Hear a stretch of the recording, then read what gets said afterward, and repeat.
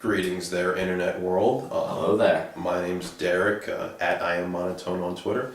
And I am Paul, at B92 Bomber on Twitter. Yes, he is.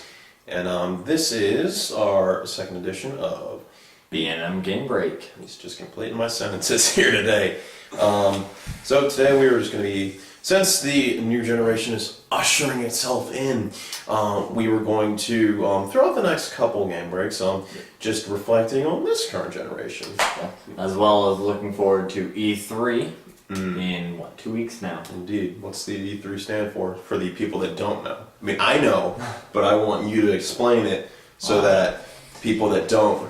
What does it mean? For those of you who don't know, Derek. Well, no, I know. E3 is the Electronics Entertainment Expo. It's an annual event held every year by annual standards. Yes. Where a lot of big game developers and electronic developers in general Ease.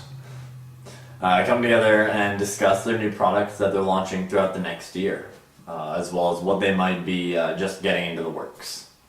That's a good explanation. I would have done it better, but it's fine. Before that, we want to take a look back at this past generation of games.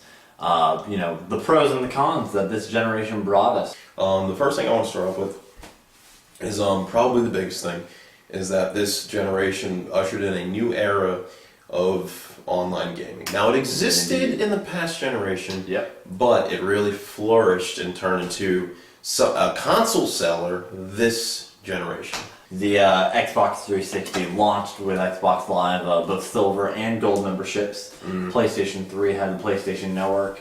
And the Wii had a little bit of online multiplayer. I'm not too familiar with it myself. No, we're not. It was never too big, except for maybe on Smash Bros. Brawl. Yes, honestly, no, you're right. I haven't followed Wii very much because I despise motion control. Segway, go. Yeah, motion control was a big thing. The Wii did definitely bring something huge to the table when it launched with its Wiimote and nunchuck. Fun stuff. Is that racist? Nunchucks? Yeah, it was a big thing. I think a lot of games did it decently. Most did not. I'm sorry. I have never liked motion control. You either give me virtual reality or you give me a controller in my hands. I don't want to... okay, I'm doing that's stupid. I look stupid playing the game, and people look at me like, oh, that guy's an idiot. Why is he playing that? Dance Dance Revolution looks silly. So, I mean, me playing Twilight Princess pretending to do some gimmicky launching of arrows, it's silly. No. Now, I should add in a disclaimer. This is opinion, and everybody has their own opinions. And you should all have my opinion, is what that really means. Yes, everybody should have my opinion. I've never been into motion control. It's going to take a lot for me to be into it. I don't know. Yeah. People feel the same as me. Some don't. Some say, hey, it's really cool, but I don't know. Motion control is a big thing. Obviously, with the invent of the Wii, I just felt like it was too gimmicky, and they tried to force it into a lot of things. The 6-axis is the perfect example of where they tried to force in a type of motion control gimmick into a console. If you've ever played Lair, then you know exactly what I'm talking about. Indie games. Another thing that we saw with this console, or with this console generation, was specifically to the PlayStation 3 and the Xbox 360. They both had indie game markets. While I believe the Xbox 360 had a bigger indie game market, it was simply easier to publish and develop for the Xbox 360. They both allowed smaller studios and independent developers to bring their games to the table. I think that was great. Without that, we wouldn't have games like Minecraft. We'd be missing out on games like Trials. Well, as far as indie gaming goes, I feel like indie gaming is helping and hurting at the same time.